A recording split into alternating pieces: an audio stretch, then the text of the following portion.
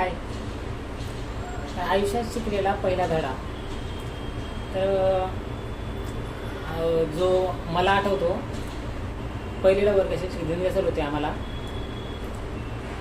पहिल्यांदा आपल्या जेव्हा अभ्यासक्रम चालू होतो तेव्हा मुळाक्षरे शिकवते. मुळाक्षरे शिकवण्याचा म्हणजे पहिल्यांदा शाळेतला आठवणारा धडा मला हा आठवतो की सर एक मुळाक्षर, रोजीला एकच मुळाक्षर शिकवायचे. ते पाटीवर लिहून द्यायचे आणि घरी गेल्यावर गिरवायला सांगायचे. तर त्याच्यातला पहिल्यांदा शाळेत कोणता धडा शिकलो तर तो हा होता की घराचा. मला दुसरं काहीच आठवत नाही. जेव्हा पण जे काय शिकलो, म्हणजे जेव्हा सरांनी ग पासून चालू केला असेल, पण मला घराचाच घराचा हाच आठवतो. म्हणजे घर. तर घराचं महत्त्व एका माणसाच्या जीवनात काय असतं, म्हणजे आपण सगळं काय आपलं आयुष्य घरापासून चालू होतं आणि घरापाशी संपतं. तर घरामध्येच आपलं सारं आयुष्य सामावलेलं असतं. सगळं आयुष्य आपण घरासाठी जगत असतो. तर ते घर जेव्हा आपण घर सोडतो तेव्हा आपल्याला कळायला लागतं. आणि पुन्हा जेव्हा आपण घर सोडतो ते फक्त कायमचं घरी राहण्यासाठी घर सोडलेलं असतं. कारण कायमचं राहण्यासाठी आपल्या ज्या मूलभूत गरजा आहेत आणि ज्या आपल्या हाऊस मौस आहेत, म्हणजे आपल्या गरजेसाठी एक चांगली लाईफ जगण्यासाठी आपलं घर एक चांगल्या परिस्थितीत आणण्यासाठी आपण घर सोडतो. आणि शेवटपर्यंत आपण घरी राहण्यासाठीच काम करत असतो, घराबाहेर राहून. तर अजूनही आता किती 2017ला मी घर सोडलेलं आणि आज आहे आता आहे 2026. तर घर सोडून 2017 ते 26 8-9 वर्ष झाले घर सोडून. आणि अजूनही असं घरी कधी जाणार आहे, म्हणजे कायमचं घरी राहायला कधी जाणार आहे ते नाही माहीत. आणि कदाचित आता ते घर जसं आपल्याला हवं तसं राहिलं आहे का अजून. जेव्हा आपण घर सोडलं होतं, म्हणजे जेव्हा आपण घर सोडतो त्याच्यानंतर जेव्हा पण आपण घरी जातो तेव्हा आपण जसं घर सोडलं होतं, म्हणजे जेव्हा सोडलं होतं ती जी मुवमेंट असते, म्हणजे आपण जेव्हा घर सोडलं होतं, जेव्हा आपण परत जेव्हा घरी जातो तेव्हा आपण ते जसं त्या तसं घर शोधत असतो. आपल्या लहानपणापासून ते जोपर्यंत घर सोडतो तोपर्यंत ज्या आठवणी असतात, म्हणजे त्याच आठवणी असतात. ते एक सुवर्ण काळ असतो. ते दिवस परत कधी येत नाही हे समजायला खूप दिवस जातात नंतर.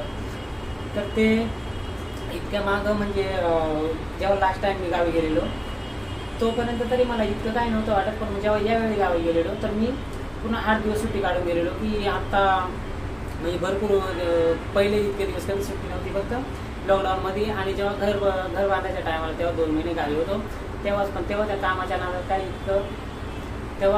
नादात इतकं काही मला समजलं नाही. पण यावेळेस मी इतकं रिअलाईज केलं की म्हणजे उन्हाळ्याचे दिवस चालू होते. आता उन्हाळ्यात गावाला गेलेलो मी.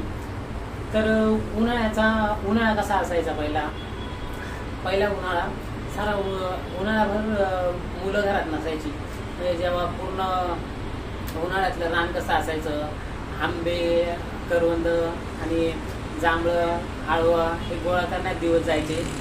तर आता मी गेलो घरी तर तो आंबा असतोय ना, आता आंब्याखालचा पाला सुद्धा साईडला झालेला नाही, अशी गावाकडची परिस्थिती झालेली आहे. आमच्या गावाची आहे आता, आमच्या गावाची नाही, म्हणजे आता प्रत्येक गावाची तर नाही सांगू शकत, पण आमच्या गावाची तर आहे अशी.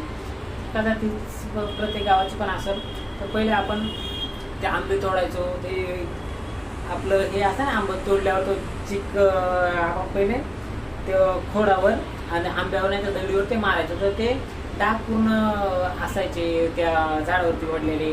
आपण झाडावरती चढायचो तर ते चढून ते असे घट्टे पडतात ना, तसे घट्टे. तर मी पाहिले त्या आंब्यांच्या, तो धूळसुद्धा उडालेली नाही त्या खोडांवरली आंब्यांच्या. तर जांभळे तर आता सध्या जास्त येतच नाही. आळवं तर पाहायला पण भेटले नाही. मी 4-5 वर्ष तर आळवं पण पाहिली नाही. त्यावेळी तर गावालाच गेलो नाही. पण मग दिवस बदलते, म्हणजे गेलेले दिवस ते गेलेले दिवसच असते, ते परत कधीच नाही येत असं रिअलाईज झालं. आणि आंबे पण ती आपल्यात जी उत्सुकता होती गावाविषयी, जेव्हा आपण गाव सोडतो तेव्हा आपल्याला वाटायचं की आता भरपूर सुट्ट्या घेऊन मला ते दिवस परत जाते येतील. भरपूर सुट्ट्या घेऊन जेव्हा मी गावाला जाईल तेव्हा ते दिवस मला माझे परत येतील, पण ते नाही येत. अजून